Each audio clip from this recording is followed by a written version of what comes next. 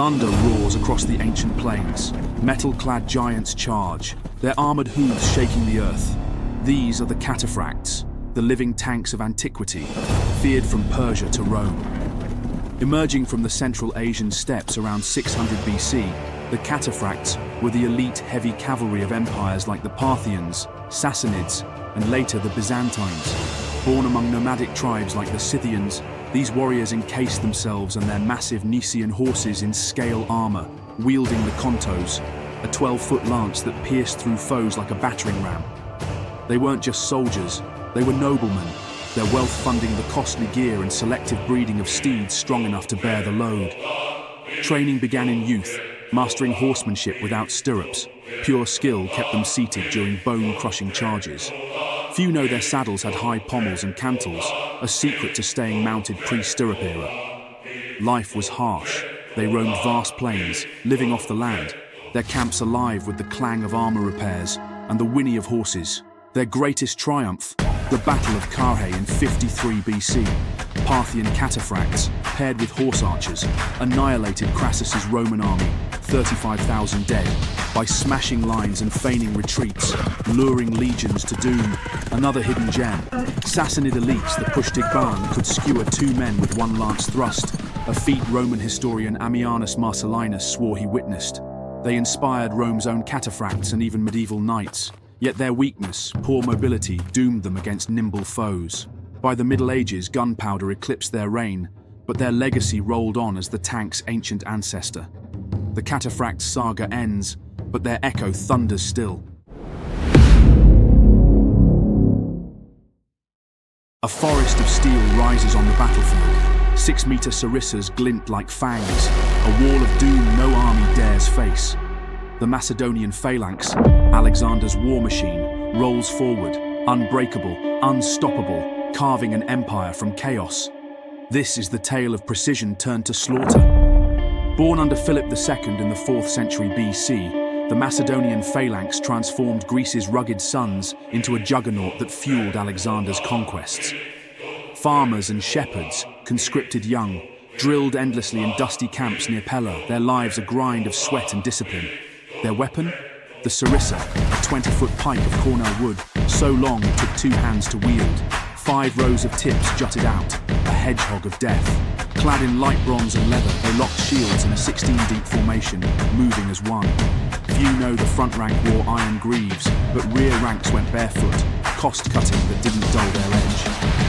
At Cheronea in 338 BC, Philip crushed the Greeks, the phalanx pinning foes while cavalry struck.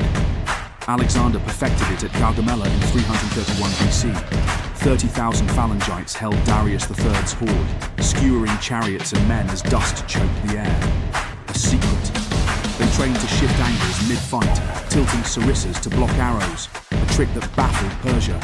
Life was harsh. They marched 20 miles daily, lugging gear, eating barley gruel, their loyalty forged by Alexander's charisma. The Phalanx took India's Hydaspes in 326 BC, impaling war elephants, yet its flaw was inflexibility. Rough terrain or flanks exposed spelled doom. After Alexander's death, it faded, but its terror reshaped war. The Phalanx broke empires, then broke apart. Its echo still stabs history. Loved this relentless saga.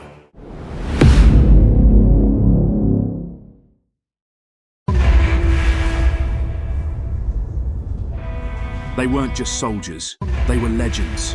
The Silver Shields, or Argyraspides, were Alexander the Great's most elite warriors, battle-hardened veterans who had fought for decades, crushing empires and outliving their own king.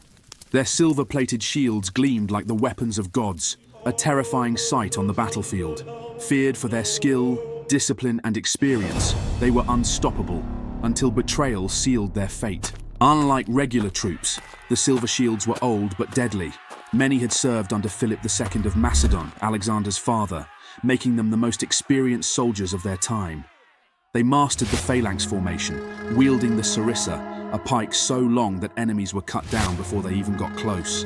But unlike ordinary phalanx units, they could adapt to any combat style, making them a versatile and terrifying force. At Gaugamela, 331 BCE, they held firm against the massive Persian army, creating an impenetrable wall of spears that helped Alexander win one of history's greatest battles.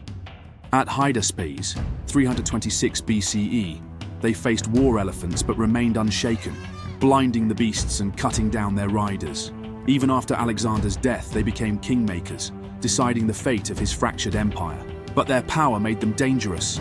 Betrayed by their commander Eumenes, they were handed over to Antigonus the One-Eyed, who saw them as a threat.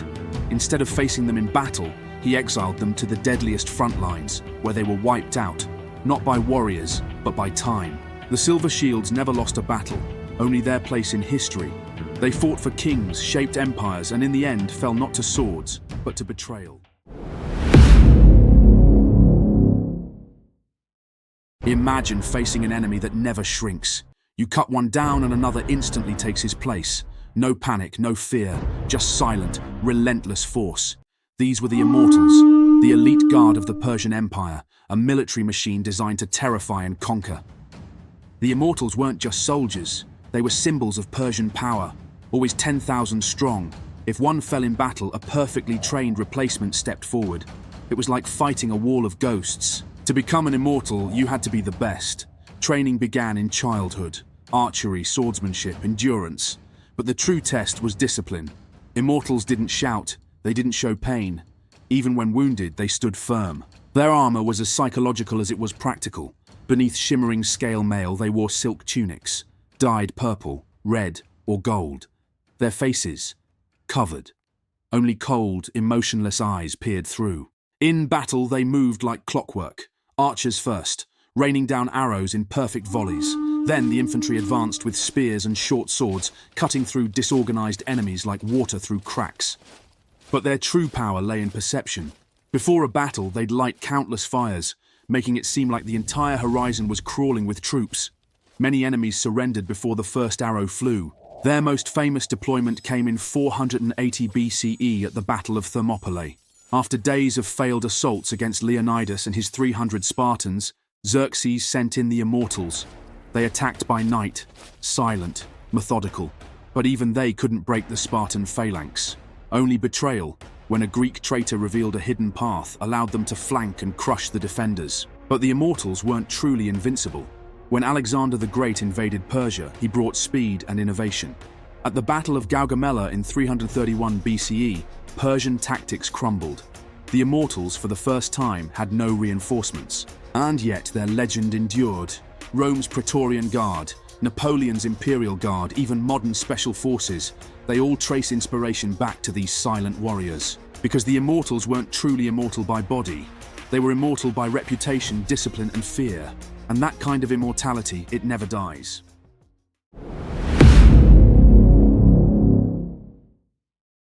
The Sacred Band of Thebes was one of the most elite military forces of the ancient world. A unit of 300 hand-picked hoplites, each fighting alongside their beloved. And in 371 BCE, they did the impossible. They shattered the legend of Spartan invincibility. Founded by the Theban general Gorgidas in the 4th century BCE, the Sacred Band was built on a radical idea: love as the ultimate weapon. The reasoning was simple. A man would fight harder and never flee if his beloved was at his side. They trained relentlessly in the Greek phalanx formation, but unlike typical hoplite forces, they fought with an almost supernatural unity. They were a wall of shields, an unstoppable force of discipline and devotion. For years they remained undefeated, but their greatest moment came at the Battle of Leuctra in 371 BCE. The Spartans had ruled Greece for centuries, their warriors feared across the known world. But Thebes, under the genius of General Epaminondas, had a plan. He placed the Sacred Band in an unorthodox deep formation on the left flank, a move that confused and disrupted the Spartan lines. When the battle began, the Sacred Band charged with terrifying precision, smashing into the Spartan elite. What followed was unthinkable. The Spartans, for the first time in history, broke ranks and fled. Their king, Cleombrotus I, was cut down, and over 1,000 of their best warriors were killed. The legend of Spartan invincibility was shattered, and Thebes rose as the new dominant power of Greece. For decades, the Sacred Band remained a force to be reckoned with, but their story ended in tragedy at the Battle of Chaeronea in 338 BCE. Facing the rising power of Philip II of Macedon and his young son, Alexander the Great, the Thebans fought desperately, but the Macedonian army was too strong, and the sacred band found itself surrounded. Refusing to surrender, they fought to the last man, dying where they stood. After the battle, Philip II stood over their fallen bodies, and is said to have whispered, "Perish any man who suspects these men did anything dishonorable." The sacred band of Thebes was more than just an elite unit. They were a brotherhood, a living testament to the power of unity, loyalty, and love. If you love legendary warrior stories that history books don't tell, smash that like button, subscribe, and share this video.